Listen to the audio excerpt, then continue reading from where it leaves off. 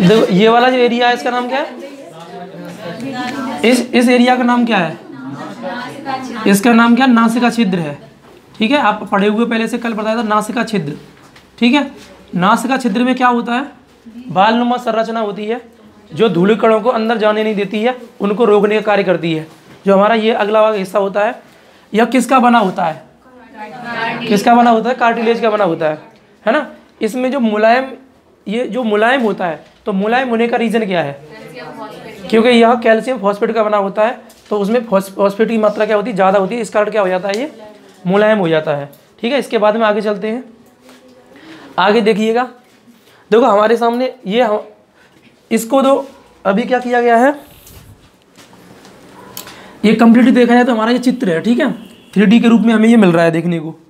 तो इसमें जो सबसे पहले देखते हैं, ये आगे वाला हिस्सा हमें अभी पढ़ा था, कौन सा था? नासिका छिद्र था। अब नासिका छिद्र के आगे देखो ये हड्डीनुमा संरचना है, ये हड्डीनुमा संरचना है। इसका नाम क्या है? कंप्लीटली देखा जाए तो नासिका कपाट है। क्या नाम है? नासिका कपाट। ठीक है, और नासिका कपाट का काम क्या होता था? नासिका कपाट क्या करती थी? यानी कि जो कभी कभी क्या होता था, जो नासिका छिद्र से अगर मतलब प्रवेश करके और धूलिकण अंदर पहुंच जाते थे, तो इसके जो दीवार है वो म्यूकस की बनी होती है। तो म्यूकस जो होता है वो क्या होता है? चिपचिपा पदार्थ होता है, और उसके बाद में वह धूलिकण के क्या कर लेता था? चिपका लेता था। ठीक है, इसके ऊपर पाया जाता था। दूसरा ये बताया गया था, इस पर ओल फैक्ट्री लोप पाया जाता है, जो क्या करता है? जो हमें सुगंध और दुर्गंध का आभास कराता है, जो कि नासिका का ही भाग होता है। ठीक है, इसके बाद में आगे चलते हैं।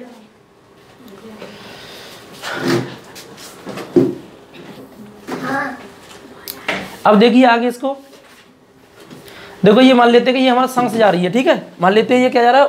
ये मतलब सांस अंदर जाती है। सांस का अंदर जाना क्या कहलाता है? सांस का अंदर जाना क्या कहलाता है? इनहेलेशन कहलाता है। क्या कहलाता है? इनहेलेशन कहलाता है। तो मान लेते हैं ये सांस अंदर जा रही है, और इसमें आप देख सकते हो जब ये सांस अंदर जाती है, तो जाते वक्त क्या होता है? हमारे सामने ये जो एरिया है, ये वाला जो एरिया रहता है, इस एरिया का नाम क्या होता है? फेरिंग्स होता है। क्या होता है? फेरिंग्स होता है। ठीक है, और ये नीचे वाला जो एरिया इसका नाम क्या है? लेरिंग्स होता है। और लेरिंग्स का ये वाला जो व्हाइट पाइप है, इसका नाम क्या है? ट्रेकिया है। क्या नाम है? ट्रेकिया है। यही आपको कल समझाया गया था।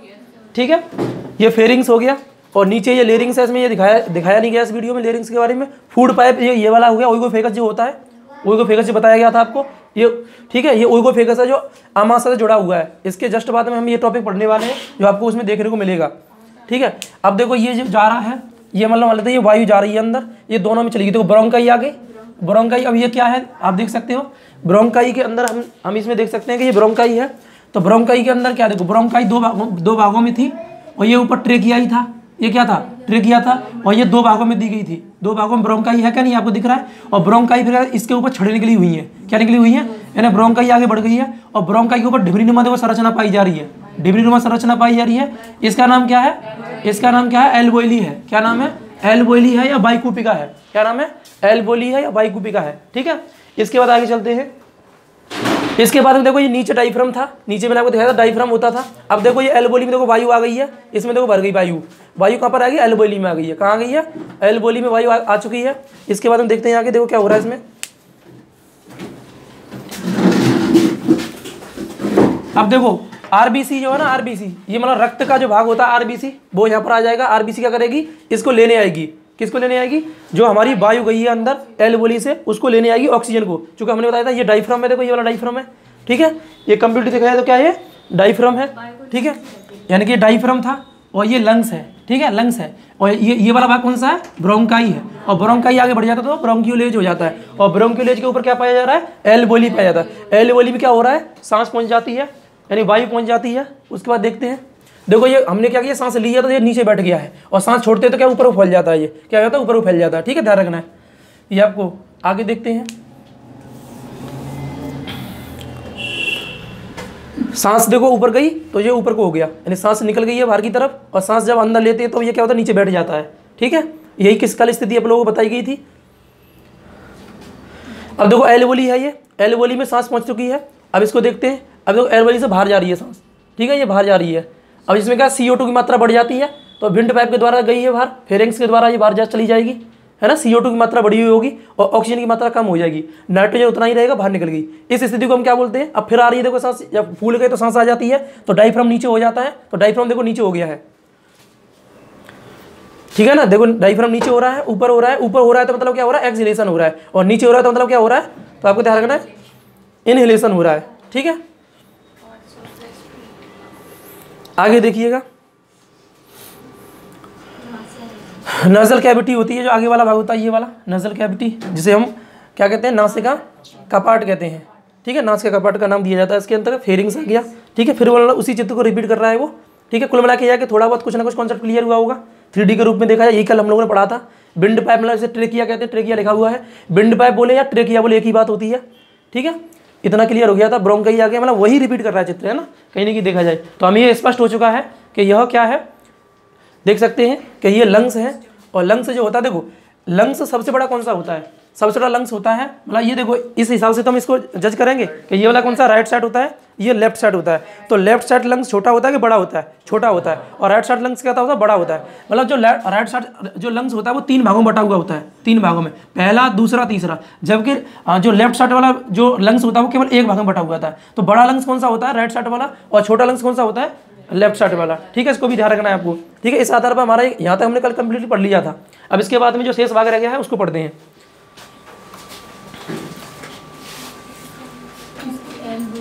ये बता दीजिए, हार्ट की वजह से छोटा होता है, कई जगह होती है वहाँ हार्ट होता है। मतलब ये वाला, हाँ इधर वाला, चूंकि लेफ्ट साइड में हार्ट होता है ना, वो तो यानी कि ये इसका छोटा होने का रीजन क्या है? चूंकि लेफ्ट साइड में क्या होता है? यहाँ पर हार्ट होता है, तो हार्ट की जगह यहाँ बनी हुई होती है, इसलिए क्या छोटा पाया जाता है, ठीक है। हार्ट के चक्कर में ये छोटा रहता है, ठीक है। और बाकी में तो बता ही दिया कि एलिबोली से क्या होता है? एलिबोली से एक पाइप लगा हुआ होता है, जिसे हम क्या बोलते हैं, मतलब आगे ये बताने वाले हैं, जब हम उसको में ब्लड में पढ़ाएंगे तब उसको बोलते हैं फुसफुस वेन कहते हैं, और फुसफुस अर्टरी कहते हैं, उसको आगे आएगा। चूँकि हम फेफड़ों को हिंदी में क्या नाम देते हैं? फुसफुस या पल्मोनरी नाम देते हैं। क्या? पल्मोनरी या फुसफुस। तो फुसफुस या पल्मोनरी नाम किसका है? इसे लंग्स का ही है, आपको ये ध्यान रखना है इसके अंतर्गत। तो आगे हम बढ़ते हैं। डायफ्राम के बारे में कल बता ही दिया था आप लोगों को कि डायफ्राम, मान लो अचानक से कभी किसी व्यक्ति की दुर्घटना होती है और उसमें क्या होता है, उसको कहीं चोट नहीं दिखाई देती है, लेकिन फिर भी उसकी मौत हो जाती है। तो उसकी मौत होने का रीजन क्या है? डायफ्राम टूट जाता है, और कोई भी चोट हमें दिखाई नहीं देती है कि मर कैसे गया है, क्योंकि हमें पता होता है कि जो डायफ्राम होता है वो टूट जाएगा तो इस सांस को बाहर नहीं भेजेगा। अंदर तो ले सकते हो, लेकिन सांस को बाहर कौन भेजता है? तो डायफ्राम ही भेजता है, क्योंकि ये एक क्या है? संरचना है पतली, यानी कि हम कह सकते हैं जिस प्रकार से एक छड़ होती है उसी प्रकार का होता है। अब ये छड़ बैठेगी तो इसका प्रेशर जो होता है ऊपर की ओर लगता है, लगता ही लगता है। तो एक समय ये आता है कि हमने सांस ले ली है तो इसे नीचे बैठा देगा, लेकिन सांस जब वापस जाती है तो क्या करता है? ऊपर को हो जाता है, और उसके बाद में ऊपर पहुंचा देता है सांस को वापस, ठीक है। जैसे नाम क्या दिया गया था? इनहेलेशन नाम दिया गया था। एक्सहेलेशन क्या नाम है? एक्सहेलेशन। और इनहेलेशन मतलब जब सांस हम ले रहे हैं तब तो स्थिति हो जाती थी। अब आगे बढ़ते हैं, इसी के अंतर्गत जो चीज़ें शेष रह गई उसको पढ़ते हैं, ठीक है ना। जो चीज़ें शेष रह गई हैं उसको स्टडी करते हैं।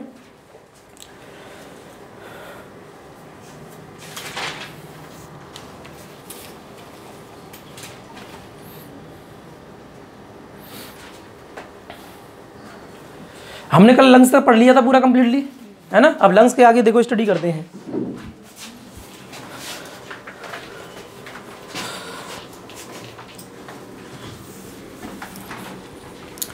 लंग्स के आगे देखो स्थिति क्या बनती है। देखो हमारे सामने अब तुमको एक चीज़ समझनी है, हमारा जो श्वसन होने वाला श्वसन, रेस्पिरेटरी जब भी होगा ना, रेस्पिरेटरी, तो श्वसन के 2 प्रकार होते हैं। श्वसन 2 तरीके से होता है, ध्यान रखना। अभी मैंने तुम्हें एक पक्ष दिखाया है इसका। श्वसन के कितने प्रकार होते हैं? 2 प्रकार होते हैं, 2 तरीके से श्वसन किया जाता है। एक तो होता है आंतरिक श्वसन, ठीक है, और एक होता है बाह्य श्वसन, ठीक है। आंतरिक श्वसन होता है, एक बाह्य श्वसन होता है।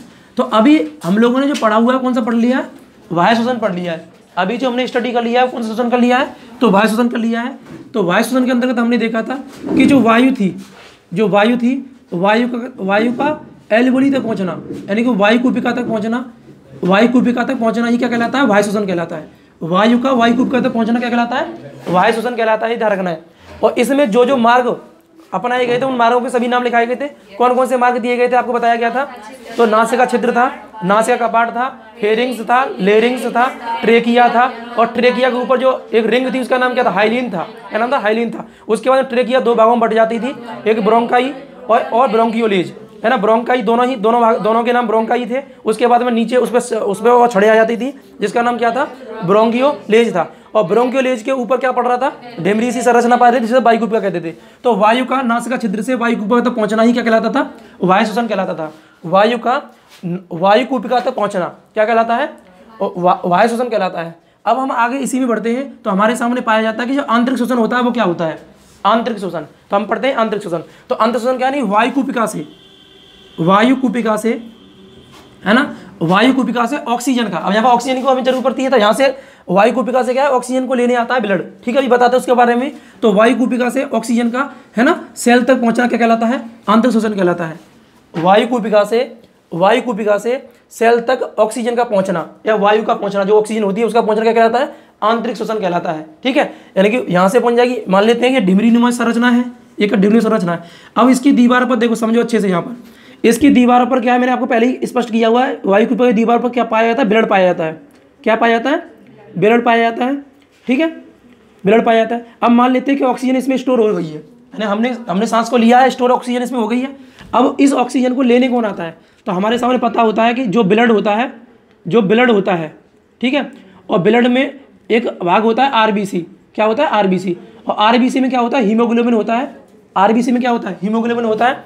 तो हीमोग्लोबिन इस यहाँ से ऑक्सीजन को लेने आता है, यानी एल्वेओली से ऑक्सीजन को हीमोग्लोबिन लेने आता है। और ऑक्सीजन को ले जा करके, है ना, मतलब देखो हम एक चीज़ जानते हैं कि जो एल्वेओली आरबीसी होती है इसका आकार कैसा गोल होता है, कैसा होता है, गोल होता है। तो इसमें ये जो ऑक्सीजन के टुकड़े होते हैं फंस जाते हैं, उसके बाद में ये ब्लड के साथ में मतलब क्या है, फेलो करते हुए आगे चले जाते हैं। और ब्लड जो होता है वो कोशिका तक इस ऑक्सीजन को पहुंचा देता है। कहाँ तक पहुंचा देता है, कोशिका तक। अब ब्लड का कौन सा भाग पहुंचाता है, तो हीमोग्लोबिन पहुंचा देता है। कौन सा पहुंचा देता है, हीमोग्लोबिन। तो जो ये क्रिया है, मतलब वायुकूपिका से ऑक्सीजन का सेल तक पहुंचना, और सेल का कौन सा भाग होता है, तो सेल का होता है कौन सा, माइटोकॉन्ड्रिया वाले भाग में। कहाँ पर पहुंचा देता है, माइटोकॉन्ड्रिया वाले भाग में।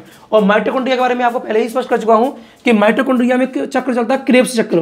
क्या चलता है, क्रेब्स चक्र, है ना। और क्रेब्स चक्र क्या करता है, इस ऑक्सीजन को मतलब ऑक्सीजन की क्रिया होती है, यहाँ पर बोलते हैं ऑक्सीजन क्रिया, मतलब कोशिका का श्वसन किसे कहते हैं, तो क्रेब्स चक्र को कहते हैं। किसे कहते हैं, क्रेब्स चक्र को कह सकते हैं हम लोग। ठीक, क्रेब्स चक्र, कोशिका श्वसन होता है। तो इसको क्या, क्रेब्स चक्र के द्वारा क्या होता है, कोशिका में ऑक्सीजन पहुंच जाता है। ऑक्सीजन पहुंचने के बाद माइटोकॉन्ड्रिया क्या करता है, ऊर्जा बना देता है। ऊर्जा बनाता था, नहीं बनाता था, ऐसे हमने इसको पढ़ा हुआ था उसके अंदर। तो अब यहाँ पर ही हमको समझना ये चीज़ों को कि जिस प्रकार से यहाँ से ऑक्सीजन को जब ये हीमोग्लोबिन लेने गया है, तो यहाँ पर एक चीज़ समझिए आप अच्छे से।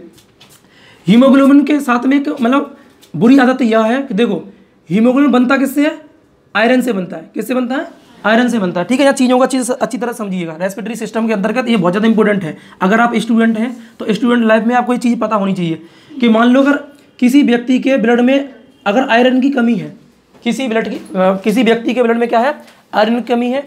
आयरन की कमी से क्या होगा, उसके ब्लड में हीमोग्लोबिन की कमी हो जाएगी।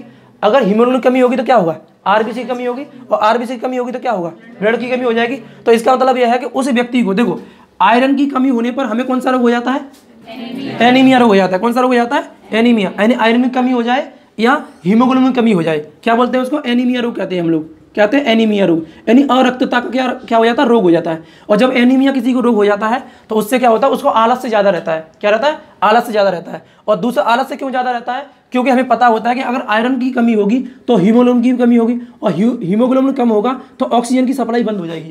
यानी ऑक्सीजन लेने कौन आ रहा है, ऑक्सीजन लेने आता है हीमोग्लोबिन। और हीमोग्लोबिन अगर नहीं रहेगा तो ऑक्सीजन कम मात्रा में पहुंचेगी, और कम मात्रा में पहुंचेगी तो हमें क्या होगी, सुस्ती आएगी। क्या होगी, सुस्ती आएगी। तो इसका मतलब क्या है कि अगर हमें आलस से दूर करना है तो आलस से दूर करने के लिए क्या करना पड़ेगा, हमें पहले आयरन को सही करना होगा। यानी आयरन से युक्त जो पोषक तत्व होते हैं उनको अगर हम अपने आहार में लेते हैं तो हमारा क्या हो जाएगा, आयरन की पूर्ति हो जाएगी। और आयरन की पूर्ति हो जाएगी तो क्या हो जाएगा, हीमोग्लोबिन मतलब क्या हो जाएगा, पूरा हो जाएगा। और हीमोग्लोबिन पूरा हो जाएगा तो हमें सुस्ती नहीं आएगी। ये गारंटी होती है, डायरेक्ट इस हिसाब से आप कर सकते हो इसको। तो इसका मतलब देखो, एक और कंडीशन इसके साथ होती है कि जो हीमोग्लोबिन होता है, हीमोग्लोबिन के साथ में एक कंडीशन ये हो जाती है कि जब यह एल्वेओली से क्या होता है ना, यानी ऑक्सीजन को लेने आता है। किसको लेने आता है, ऑक्सीजन को लेने आता है।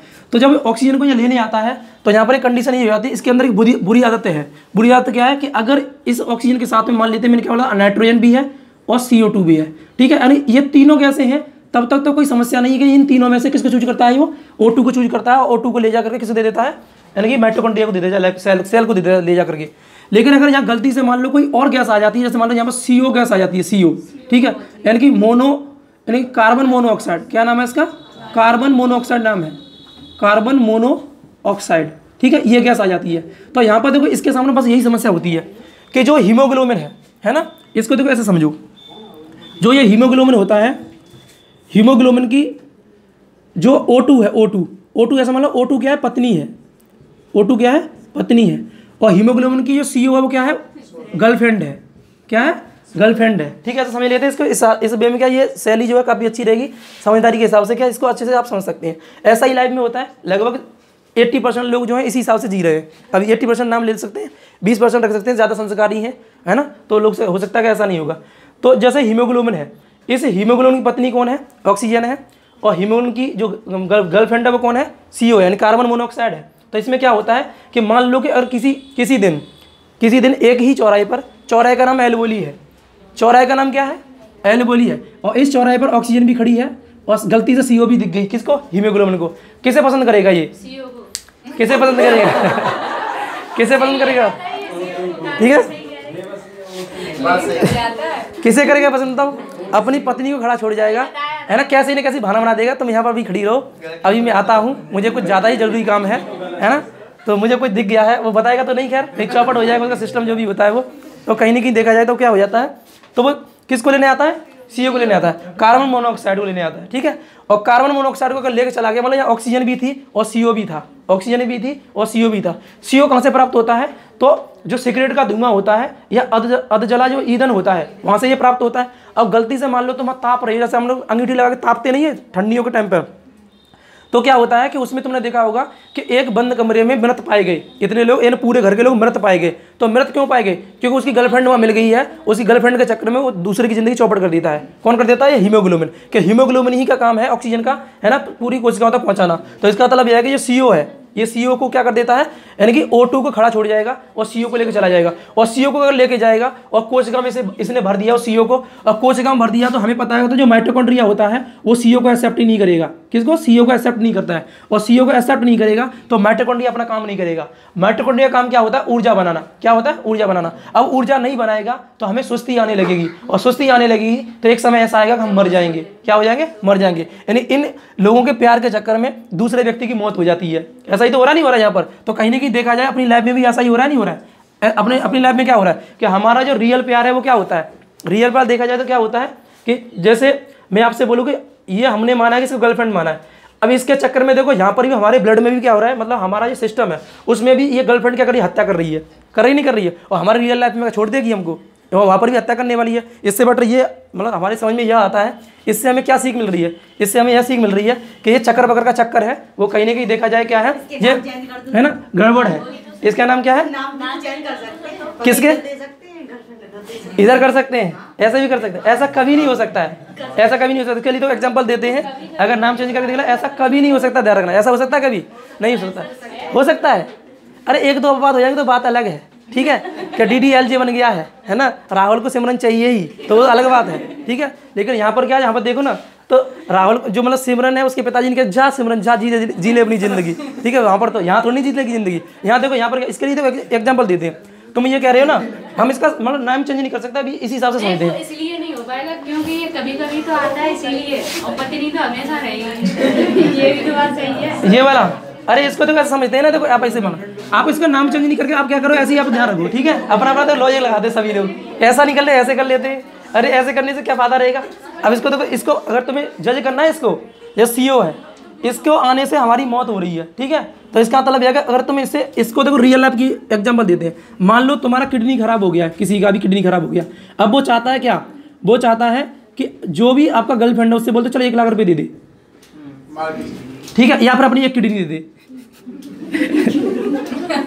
अब देख लो, अगर सच्चा प्यार है वो तो दे दे, देखो इससे तुम लोगों को ये दे देगी, ऑक्सीजन तुम्हें दे देगी, ऑक्सीजन मतलब पत्नी चाहेगी नहीं कि उसका हस्बैंड मतलब मर जाए, वो नहीं चाहेगी, उसके जीते जी वो मरने नहीं देगी। इसका मतलब यह है कि ये सच्चा प्यार कर रही है उस समय देखा जाए तो, ठीक है, कहीं ना कहीं देखा जाए। और यहाँ पर क्या हो रहा है, ये केवल फेक है, एक अट्रैक्शन होता है उस समय, मैंने आप उस समय बोला था ये अट्रैक्शन होता है, आगे जब भी टॉपिक आते हैं आप क्लियर करेंगे इन चीज़ों को, अट्रैक्शन होता है, और उस अट्रैक्शन चक्कर में क्या अपनी लाइफ को चौपट कर लेते हैं पर लोग, और कुछ नहीं होता है यहाँ पर, ठीक है, हम सभी लोग जानते हैं और इससे सब लोग अवगत भी रहते हैं, लेकिन फिर भी क्या हम समाज के विरुद्ध कार्य करते हैं, और आगे चल करके क्या इसका बहुत बड़ा हर्जाना भुगतना पड़ता है, और इसको माँ बाप का पूरी दुनिया में मतलब जहाँ पर भी वो लोग रहते हैं, माँ बाप और भाई बंधु जो रहते हैं, उनको ज़्यादा इसका मतलब खामियाजा भुगतना पड़ता है, सिर नीचे झुक करके जीना पड़ता है इसके चक्कर में कि एक लड़की ने उस एक घर की और लड़का भी होता है, ऐसी बात नहीं है, लड़की ने भी एक घर की क्या किया है, मतलब सिर को नीचा किया हुआ है। तो कहीं ना कहीं देखा जाए तो ये इस हिसाब से होता है। लेकिन अगर तुम देखोगे जैसे मान लो किडनी किसी लड़की खराब हो गई है और वहीं पर मान लेते हैं ये O2 है, O2 को तुम मान लो माता पिता मान लेते हैं, ठीक है, तो पत्नी को नहीं मानो, माता पिता मान लो।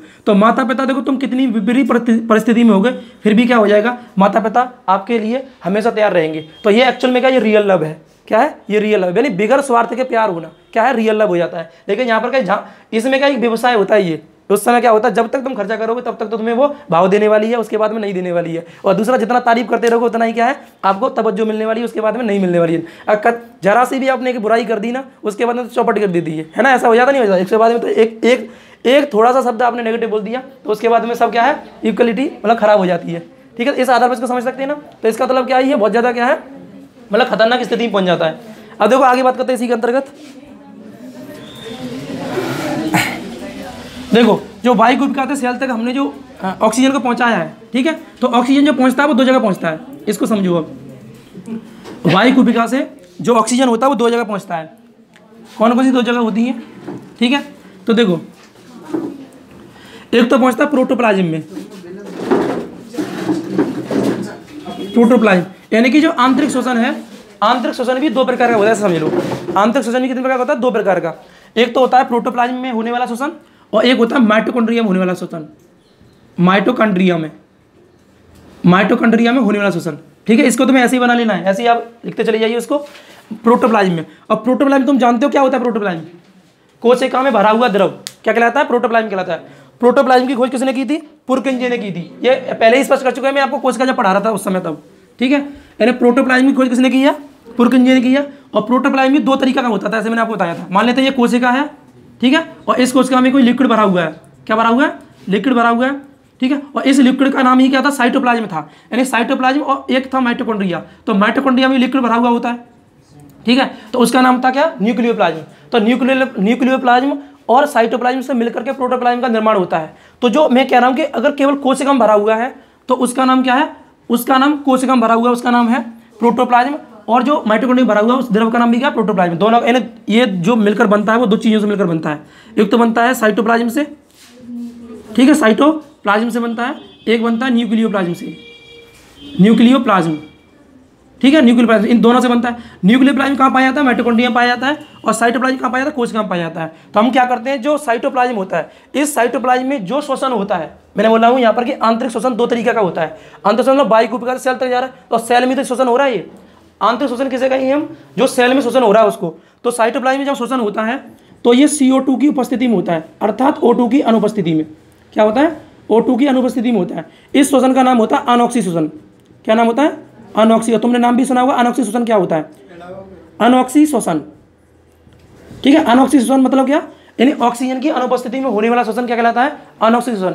अनॉक्सी श्वसन कहाँ पर होता है, तो वो कहाँ पर होता है, तो साइटोप्लाज्म में होता है। कहाँ होता है, साइटोप्लाज्म में, मतलब कोशिका के द्रव वाले एरिया में। कोशिका के द्रव वाले एरिया में कौन सा श्वसन होता है, तो वो होता है अनॉक्सी श्वसन। जबकि हम बात करते हैं किसकी, कि न्यूक्लियोप्लाज्म मतलब माइटोकॉन्ड्रिया में। तो माइटोकॉन्ड्रिया में जो श्वसन होता है उसका नाम होता है, मतलब माइटोकॉन्ड्रिया में श्वसन होगा वो O2 की उपस्थिति में होता है, O2 की उपस्थिति में। और O2 की उपस्थिति में होता है, इसका मतलब क्या है, इसका मतलब यह है कि ये ऑक्सीजन कहते हैं इसको। क्या कहते हैं, ऑक्सीजन। तो ऑक्सीजन हमारे शरीर में कहाँ पर होता है, तो आपको धारणा कहाँ होता है, माइटोकॉन्ड्रिया में होता है। ऑक्सीजन कहाँ होता है, माइटोकॉन्ड्रिया में होता है। इसे नोट डाउन करो।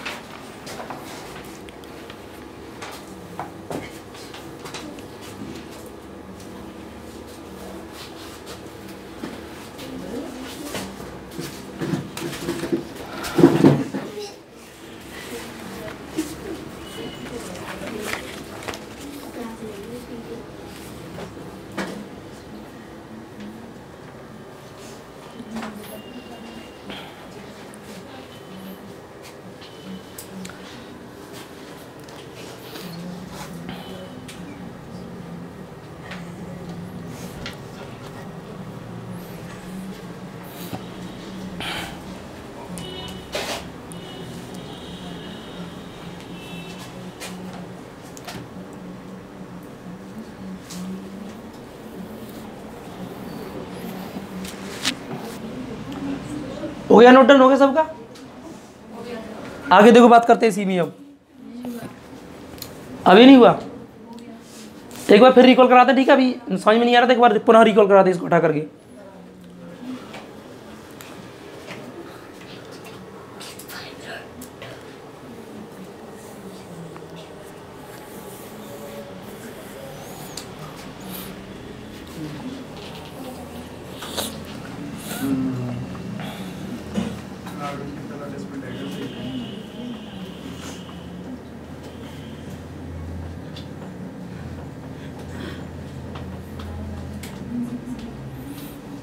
हो गया सभी का नोट डाउन। देखिए एक बार पुनः मतलब इसको बना रहे हैं, उसके बाद फिर आपको दिखाते हैं यार सारी चीज़ें। जैसे पहली बार में नहीं समझ में आ रहा था, देखो तो एक बार फिर पुनः रिकॉल करो, उसका समझ में आ जाएगा। देखो हमने बात किसकी की है, हम शोषण की बात कर रहे हैं, ठीक है। शोषण, शोषण जो होता है वो दो तरीके का होता है, एक तो एक्सटर्नल होता है और एक होता है इंटरनल होता है, ठीक है। एक्सटर्नल और इंटरनल, ठीक है। जब हम वायु शोषण की यानी एक्सटर्नल की बात करते हैं तो एक्सटर्नल के अंतर्गत हमने ये देखा केवल यानी वायु का फेफड़ों तक पहुंचना, है ना। फेफड़ों तक पहुंचना, फेफड़ों कहाँ तक पहुंचना, वायु कूपिका तक। कहाँ तक पहुंचना, वायु कूपिका तक। ये केवल और केवल क्या कहलाता है, वायु शोषण कहलाता है। कल आपने अब तक जो स्टडी किया हुआ था केवल वायु शोषण किया था, लेकिन अब इसके बाद में हमें पढ़ना है, इसमें 2-3 क्वेश्चन हमारे इंपॉर्टेंट रहते हैं, इसलिए इसको अच्छे से आपको पढ़ना है। यहाँ पर अगर तुम जूनियर का देने जा रहे हो तो जूनियर में 3-4 क्वेश्चन बनने की संभावना जरूर रह सकती है, उसको भी ध्यान रखना है। तो देखो जो आंतरिक शोषण होता है यानी इंटरनल शोषण होता है, इंटरनल शोषण पहले तो देखो 2 जगह होता है, यानी 2 तरह का होता है, पहले ध्यान रखना है ना। ओवरऑल देखा जाए तो इंटरनल शोषण का मतलब क्या होता है कि वायु का यानी वायु कूपिका से, है ना, और वायु का सेल तक पहुँचना, क्या सेल तक, यानी ऑक्सीजन का सेल तक पहुँचना क्या कहलाता है, क्या इंटरनल शोषण कहलाता है, रेस्पिरेटरी कहलाता है। इसके अंतर्गत मैंने आपको बताया है कि यह 2 तरीके का होता है। एक जो इसका प्रकार होता है वो होता है, मतलब एक तो होता है ऑक्सीशोषण, है ना, एक क्या होता है ऑक्सीशोषण होता है, और एक होता है अनऑक्सीशोषण। क्या होता है, अनऑक्सीशोषण, ठीक है। जो ऑक्सीशोषण होता है वो माइटोकॉन्ड्रिया में होता है, माइटोकॉन्ड्रिया में। कहाँ होता है, माइटोकॉन्ड्रिया में, है ना। और अनऑक्सीजन कहाँ होता है, तो प्रोटोप्लाज्म में। कहाँ होता है, प्रोटोप्लाज्म में, ठीक है, प्रोटोप्लाज्म में। अनऑक्सीजन शोषण कहाँ होता है, प्रोटोप्लाज्म में। यह माइटोकॉन्ड्रिया शोषण होता है वो ऑक्सीजन की उपस्थिति में होता है, इसलिए हम कह सकते हैं कि यह क्या है, ऑक्सीजन की उपस्थिति में हो रहा है, इसलिए इसे बोलते हैं ऑक्सीशोषण। जबकि प्रोटोप्लाज्म में जो होता है वो ऑक्सीजन की क्या होता है, अनुपस्थिति में होता है। किस में होता है, अनुपस्थिति, इसलिए हम इसे क्या बोलते हैं, अनऑक्सीशोषण कहते हैं। पहले इतना क्लियर करो, पहले यही बताया आपको, एक बार रिपीट फिर कर दिया, समझ में आ गया होगा, ठीक है। ऑक्सीजन कौन लेके आ रहा है, ये समझ में आ रहा नहीं। इसको सर प्रोटोप्लाज्म में तो माइटोकॉन्ड्रिया प्रोटोप्लाज्म में आ जाता है ना, तो पहले साइटोप्लाज्म बताया था, ऐसे ही बता दो। मतलब जो न्यूक्लियोप्लाज्म और साइटोप्लाज्म दोनों प्रोटोप्लाज्म का तो हिस्सा होते हैं। हाँ हिस्सा होते हैं, लेकिन दर्शाने के लिए क्या हमें एक चीज़ और इसमें पढ़नी है, इसलिए केवल एक ही बच्चा रखते हैं यहाँ पर। इसको चाहो तो तुम यहाँ लिख सकते हो साइटोप्लाज्म, क्या लिख सकते हो, साइटोप्लाज्म, ठीक है। साइटोप्लाज्म रख लो, मतलब प्रोटोप्लाज्म का हिस्सा साइटोप्लाज्म होता है ना, और इसका जो हिस्सा होता है क्या होता है, न्यूक्लियोप्लाज्म होता है। तो मैं इसको यहाँ लिख दे रहा हूँ, न्यूक्लियोप्लाज्म होता है। ये कहाँ होता है, ये न्यूक्लियोप्लाज्म में,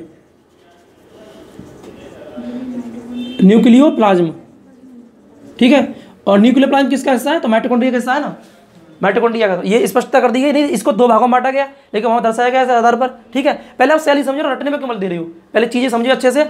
आपको बोला आंतरिक शोषण क्या है, वायु शोषण तुम्हें पता लग गया कि वायु शोषण क्या है, वायु का फेफड़ों तक पहुंचना वायु शोषण कहलाता है। लेकिन जैसे ही वायु क्या होती है, फेफड़ों से अंदर जाती है, और फेफड़ों से अंदर जब ऑक्सीजन जाती है तो कौन लेने आता है, हीमोग्लोबिन लेने आता है। कौन लेने आता है, हीमोग्लोबिन। और हीमोग्लोबिन जब लेने आता है तो वायु कूपिका से कहाँ तक पहुंचा देता है, सेल तक। तो सेल तक जब पहुंचाता है तो उसमें हम पता है सेल में क्या होता है, द्रव भरा हुआ होता है।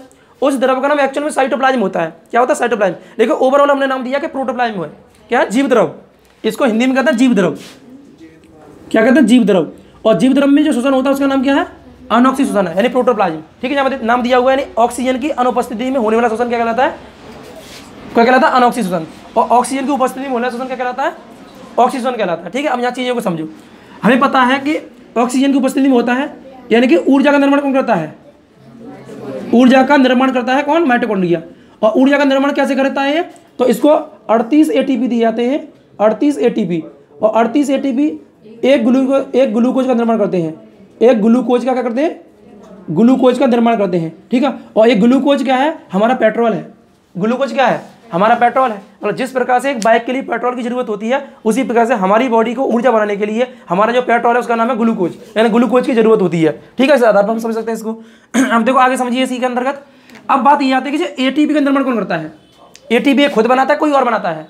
तो एटीपी ये नहीं बनाता, ध्यान रखना, इसको बने बनाए एटीपी मिलते हैं। उसके बाद में केवल एटीपी से ग्लूकोज जब चेंज हो जाता है तो ग्लूकोज के द्वारा ये ऊर्जा बनाता है।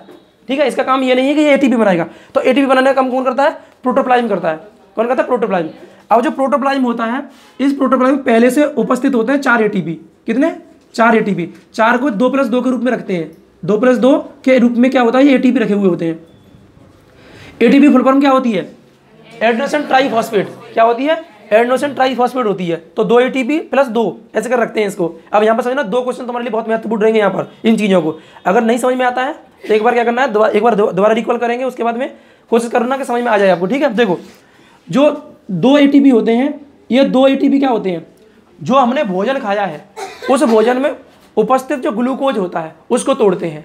अब तुमको ये क्या हो गया? ग्लूकोज तो तुम कह रहे हो मतलब ग्लूकोज ही चाहिए ऊर्जा के लिए, और ग्लूकोज पहले से है, उसको क्यों तोड़ेगा ग्लूकोज को? ये इसको देखो ऐसे एग्जाम्पल समझो। जब तुम कोई कपड़ा खरीदने जाते हो तो कपड़ा जो होता है वो आपको क्या करता है? मीटर में दे देता है। लेकिन तो अपने हिसाब से वो दर्जी से अपनी शर्ट या कमीज वगैरह जो बनवाते हो वो अपने हिसाब से बनवाते नहीं बनवाते हो? वही चीज़ यहाँ पर होती है कि हमने खाना खाया है, खाना खाने के बाद हमें ग्लूकोज ही प्राप्त होगा। ग्लूकोज कहाँ पाया जाएगा? यहाँ आ जाएगा, इसके पास में ग्लूकोज ही है, उसका नाम भी क्या? ग्लूकोज है। मैं यहाँ लिख दे रहा हूँ ग्लूकोज, है ना। खाना खाने के बाद में जो हमें पोषक तत्वों से प्राप्त होता है, क्या पता है? ग्लूकोज प्राप्त होता है। लेकिन यह ग्लूकोज जो होता है हमारी बॉडी के हिसाब से नहीं होता है। हमारी बॉडी इसको अपने रूप में ढालने के लिए क्या करती है? एटीपी में तोड़ेगी, और एटीपी में तोड़ने के बाद तब जो ग्लूकोज प्राप्त होगा वही हमें ऊर्जा बना सकता है। ये डायरेक्ट ऊर्जा नहीं बना सकता, ये वाला ग्लूकोज। समझ में आ रहा? नहीं आ रहा? इसका मतलब यह है कि इस ग्लूकोज को तोड़ना जरूरी है। तो इस ग्लूकोज को तोड़ने के लिए प्रोटोप्लाज्म में उपस्थित 4 एटीपी होते हैं। उन 4 एटीपी में क्या करते हैं? 2 एटीपी क्या कर देते हैं? इसको तोड़ते हैं। जब इस ग्लूकोज को तोड़ते हैं तो ग्लूकोज को तोड़ने की क्रिया, ग्लूकोज को तोड़ने की क्रिया को हम कहते हैं ग्लाइकोलिसिस। क्या कहते हैं? ग्लाइकोलिसिस। इंपॉर्टेंट है, ध्यान रखना, ग्लाइकोलिसिस। क्या कहते हैं हम लोग? ग्लाइकोलिसिस, है ना। ग्लूकोज को तोड़ने की क्रिया क्या कहलाती है? ग्लाइकोलिसिस। और ग्लूकोज को तोड़ने की क्रिया कहाँ पर होती है? तो प्रोटोप्लाज्म में। कहाँ होती है? प्रोटोप्लाज्म यानी साइटोप्लाज्म में, यानी कोशिका के अंदर जो द्रव भरा हुआ होता है उसके अंतर्गत कौन सी क्रिया होती है? तो ग्लाइकोलिसिस होती है। और ग्लाइकोलिसिस क्या कहलाता है? ग्लूकोज को तोड़ने की क्रिया होती है। अब ये ग्लूकोज क्या है? जो हमने भोजन खाया है उस भोजन से प्राप्त जो ग्लूकोज है, पोषक तत्वों से प्राप्त ग्लूकोज है, वो है। यह हमारे शरीर के लिए एडजस्टमेंट नहीं है। तो हमारा शरीर क्या करता है? अपने रूप में इसको कन्वर्ट करता है, और करने के बाद तब वो ऊर्जा बनाएगा। ठीक है ना। अरे जिस प्रकार से डीजल की गाड़ी होती है, जिस प्रकार से पेट्रोल गाड़ी होती है, तो पेट्रोल की गाड़ी, अगर पेट्रोल को हम डीजल की गाड़ी डाल देंगे या डीजल को पेट्रोल गाड़ी में डाल देंगे तो कहीं ना कहीं देखा दिक्कत खराब, मतलब वहाँ पर समस्या खड़ी होगी ना। वही चीज़ यहाँ होती है कि ये भी पेट्रोल है और ये भी पेट्रोल है, लेकिन एक इसमें डीजल है, तो मतलब डीजल को पेट्रोल में चेंज कर रहा है या पेट्रोल को डीजल में चेंज कर रहा है। तो किसी एक को मान लो कि ये डीजल था, इस डीजल को पेट्रोल में चेंज किया है, क्या किया? पेट्रोल में। तो अब मान लेते हैं हमें पेट्रोल ही चाहिए होती है और पेट्रोल ही हमें ऊर्जा बना सकता है। तो इसका मतलब क्या? इसको तोड़ता है, इस ग्लूकोज को। मान लेते हैं डीजल है, इस डीजल को तोड़ता है कौन? मैंने कि तोड़ता है प्रोटोप्लाज्म। किसके? 2 एटीपी के द्वारा। किसके द्वारा? 2 एटीपी के द्वारा। जब तोड़ता है तो तोड़ने की क्रिया क्या कहलाती है? ग्लाइकोलिसिस कहलाती है। क्या कहलाती है? ग्लाइकोलिसिस। और ग्लाइकोलिसिस जब होती है तो ग्लाइकोलिसिस क्रिया होने के बाद में इसमें से हमें 2 पाइरूविक अम्ल प्राप्त होते हैं। कितने प्राप्त होते हैं? यानी इस क्रिया जैसे ये क्रिया हो जाएगी तो उसके बाद में हमें 2 पाइरूविक अम्ल प्राप्त होंगे। पाइरूविक अम्ल, पाइरूविक अम्ल क्या होंगे? प्राप्त होंगे, ध्यान रखना। यानी 2 पाइरूविक अम्ल प्राप्त होते हैं ग्लाइकोलिसिस क्रिया को होने के बाद में। अब 2 पाइरूविक अम्ल जैसे ही प्राप्त हो जाते हैं तो प्राप्त होने के बाद में क्या होता है? यानी कि एक पाइरूविक अम्ल में क्या होता है? एक पाइरूविक अम्ल में क्या होता है? 18 एटीपी होते हैं। कितने होते हैं? 18 एटीपी होते हैं। कितने पाइरूविक अम्ल हैं? 2 हैं। कितने प्राप्त हो गए? 36 प्राप्त हो। कितने हो गए? 36 एटीपी प्राप्त हो गए। इसका मतलब यह होगा प्रोटोप्लाज्म में क्या करता है? इन 36 एटीपी को बना देता है। मैंने क्या बोला है? माइटोकॉन्ड्रिया खुद एटीपी नहीं बनाता है, कौन बनाता है? प्रोटोप्लाज्म बना रहा है। यानी अनऑक्सीजन के द्वारा ये सारी क्रियाएं होती हैं। ऑक्सीजन के द्वारा नहीं होती। ऑक्सीजन केवल क्या करता है? ऊर्जा बनाता है, और ऊर्जा कौन बना रहा है? माइटोकॉन्ड्रिया बना रहा है। तो इसका मतलब है ग्लाइकोलिसिस क्रिया के द्वारा पाइरूविक अम्ल प्राप्त होंगे। और पाइरूविक अम्ल कितने होते हैं? 2 होते हैं। तो एक पाइरूविक अम्ल में 18 एटीपी होते हैं। 18 एटीपी 2 का गुणा करेंगे 36 हो जाते हैं। अब हमें चाहिए 38 एटीपी, तभी तो वो काम करेगा। यानी 38 पूरे बने बनाए देने चाहिए इसको, पूरे में कंप्लीट देगा तभी क्या होगा? उसका काम होगा, नहीं काम होगा ही नहीं। ठीक है, तो इसका मतलब क्या है? अब इसको बनाएगा ये पाइरूविक अम्ल। तो अब 36 है, अब 2 कहाँ से लेके आए? 2 एटीपी। तो 2 एटीपी का शुद्ध लाभ हुआ है, कहाँ हुआ है, यानी कि यहाँ बच गए थे 2 ATP, तो इन 2 को यहाँ पे ये जोड़ देगा, क्या कर देगा, 2 जोड़ देगा। अब देखो कितने ATP हो गए, 38 ATP हो गए। अब 38 ATP इसको दे देगा, किसको दे देगा, इसको दे देगा। अब 38 ATP दे दिया है, तब ग्लूकोज, अब ये 38 ATP ही क्या कहलाता है, ये ग्लूकोज कहलाता है। अब यह ग्लूकोज हमारी बॉडी के लिए, मतलब हमारा पेट्रोल बन गया ये, और जैसे हमारा पेट्रोल बन गया है तो अब क्या है, अब हमारी ऊर्जा का निर्माण हो जाएगा। अब ऊर्जा का निर्माण कौन कर देगा, तो ऊर्जा का निर्माण कर देगा माइटोकॉन्ड्रिया। इस प्रकार से यह होता है आंतरिक श्वसन। नहीं, कंप्लीटली ये प्रोसेसिंग पूरी पूरी क्या कहलाती है, आंतरिक श्वसन कहलाती है। समझ में आया नहीं आया, इसे पहले नोट करो, फिर दोबारा से एक बार रिकॉर्ड करेंगे। इसमें 2 क्वेश्चन इंपॉर्टेंट है, क्या, एक तो ग्लाइकोलाइसिस, एक पाइरूबिक, ध्यान रखना है, ये तुम्हारे एग्जाम के लिए बहुत ज्यादा इंपॉर्टेंट रहेंगे।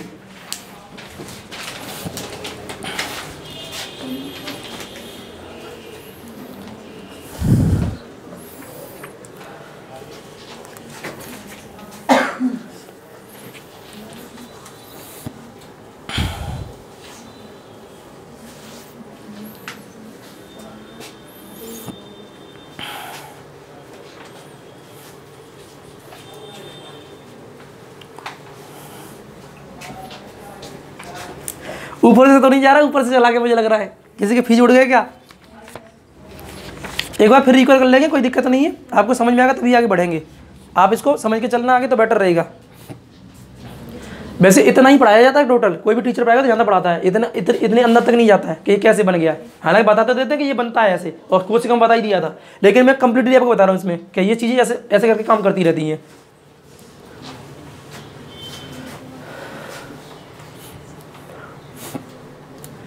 तुम्हें एक 2-3 पॉइंट महत्वपूर्ण है तुम्हारे लिए, क्या है कि ग्लूकोज को तोड़ने की क्रिया क्या कहलाती है, ग्लाइकोलाइसिस।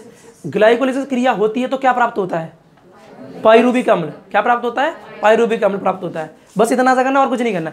ग्लाइकोलाइसिस क्रिया कहाँ होती है, प्रोटोप्लाज्म में। प्रोटोप्लाज्म में क्रिया होती है, वो ऑक्सीजन की उपस्थिति में होती है